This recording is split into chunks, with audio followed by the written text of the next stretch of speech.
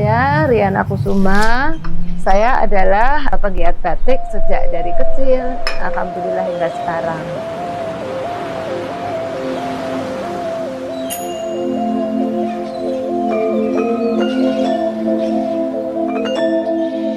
Saya mencintai batik itu secara alamiah ya. Jadi sebetulnya melalui proses. Jadi cinta itu kan datang karena suatu proses.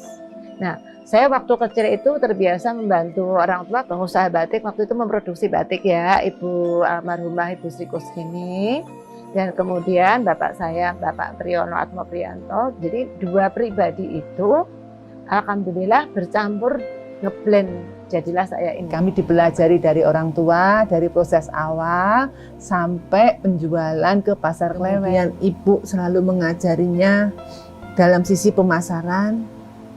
Kemudian kalau bapak memberi pelajaran cara membuat sugan, cara penjulutan batik, itu terekam sekali sama Riana terutama ya.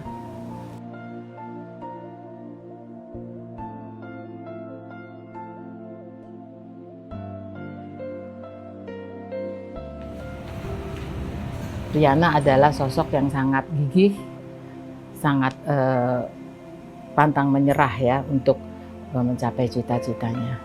Saya bilang sama Riana, kok kamu masih muda gini hanya menyediakan sarung selendang, taplak-taplak, nggak kepengen bikin baju jadi. Jadi batik itu nggak dipakai hanya untuk keundangan, tapi bisa kita pakai untuk keseharian. Wah oke juga ya Mbak ya, cobain aja, gitu wes sak karepmu, gitu kan dia bilang. Oke, akhirnya saya punya penjahit pribadi, Pak Rahmat. Waktu itu saya sama Riana sama-sama ke tempatnya Pak Rahmat. Ya, kita bawa 5 potong bahan, saya inget banget tuh cuma 5 potong. Pak Rahmat, ini biasanya jahit berapa potong sih? Seminggu 5, oh kok dikit banget. Sekarang gini Pak, aku bawa ini 20. Jahitin dong Pak, bisa. Kapan nih? Buat pameran di Citos. Bisa Ibu, mau berapa? Dia gitu, oh kaget saya.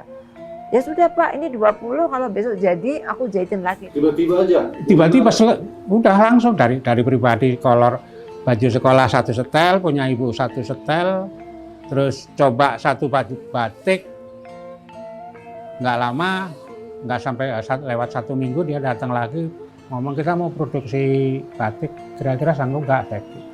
Ibu Rina ngomong gitu, sanggup lah kalau memang itu pekerjaan jahit, mas saya sanggup aja, bilang.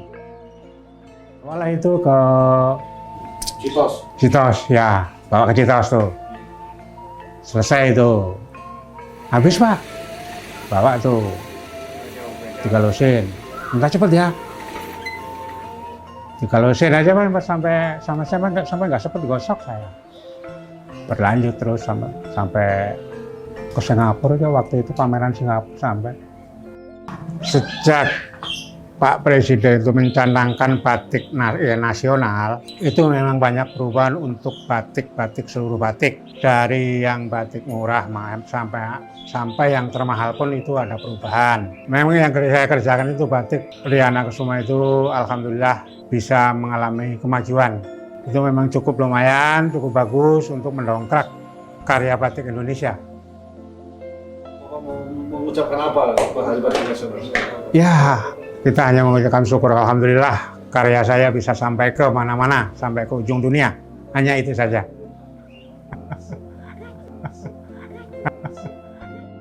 Dari situlah kami mulai memasarkan produk jadi ini, di samping bahan-bahan batik yang sudah ada, mengikuti pameran di dalam dan di luar negeri, dan kemudian mulai merambah department store terkemuka di Indonesia seperti di Jakarta, di Surabaya, dan juga di Bandung. Dan tentunya pasar ekspor yang berkembang hingga sekarang. Riana saya rasa punya beberapa persen bisa menggiatkan batik. Dalam hati karena Riana juga menggiatkan para UMKM, di mana dia memberikan masukan para UMKM itu untuk membuat mengenai motif-motifnya. Karena Bu Riana semangat untuk menciptakan inovasi baru, akhirnya kami pengrajin kecil tambah bersemangat lagi. Saya Dewi dari pengrajin batik dari Kota Sragen. Saya binaan dari Ibu Riana. Bu Riana membimbing kami. Awal mulanya kami hanya seorang guru, karena bimbingan Bu Riana sampai saat ini kami dapat mempekerjakan kurang lebih 5 orang karyawan. Karena Bu Riana, karena ide kreatif Bu Riana, akhirnya masyarakat mengenal motif-motif Bu Riana dari masyarakat khususnya Indonesia sampai ke luar negeri. Waktu itu umur 13 tahun, saya berhadapan langsung dengan Ibu Tin Soeharto dan Bapak Soeharto di Kalitan. Saya tertidur di sofa karena saya membantu ibu saya. Di situ ada kain-kain yang saya bawa. Saya di situ mungkin kelelahan ya, itu jam 2 pagi. Saya dibangunin oleh Bu Tin Soeharto. Ayo Nduk, pulang apa tidur sini? Kalau tidur sini pindah di dalam gitu. Saya di depan saya ini Bapak Ibu Tin Soeharto, kemudian saya kaget gitu kan. Kemudian saya lihat di situ kira-kira 3 meter ada Pak Soeharto. Ayo situ kamarnya, disuruh pindah ke kamar. Terus saya terbirit-birit lari karena syok kan. Pada suatu hari saya dipanggil oleh Ibu Iriana, waktu itu Bapak Jokowi sebagai gubernur di Jakarta. Saya benar-benar merasakan berduaan dengan Ibu Iriana.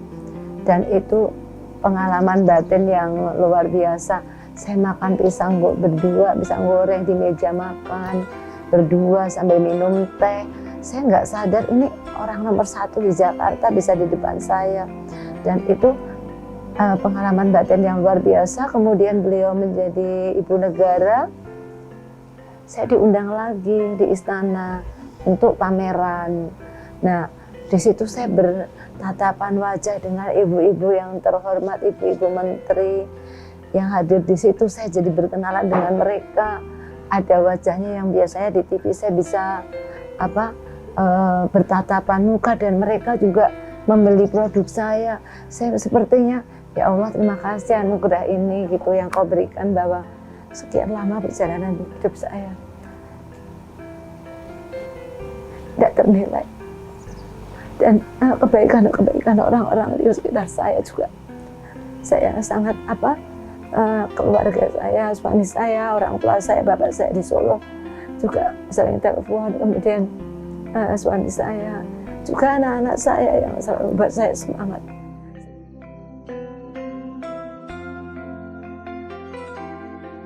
Saya merasa ya alhamdulillah ya. Terus di sini juga banyak yang pegawai saya yang lama.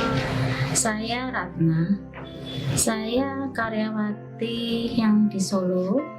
Saya sudah ikut Bu Riana kurang lebih 30 tahun.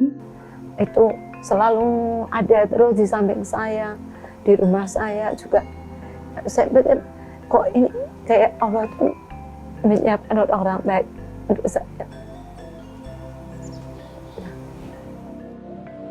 Penghargaan setinggi-tingginya yang saya juga tidak bisa ucapkan satu persatu. Yang satu kepada staf saya juga yang sudah lama maupun yang baru, yang terus mensupport saya, selain keluarga, baik kakak kandung saya maupun dari pihak keluarga besar, dari pihak suami saya, semuanya lah. Terima kasih sebesar-besarnya kepada para pelanggan yang setia, yang loyal sekian lama. Harapan saya di Hari Batik ini nggak muluk-muluk. Bagaimana batik itu supaya terus hidup, ya, dan juga batik itu bisa terus menghidupi.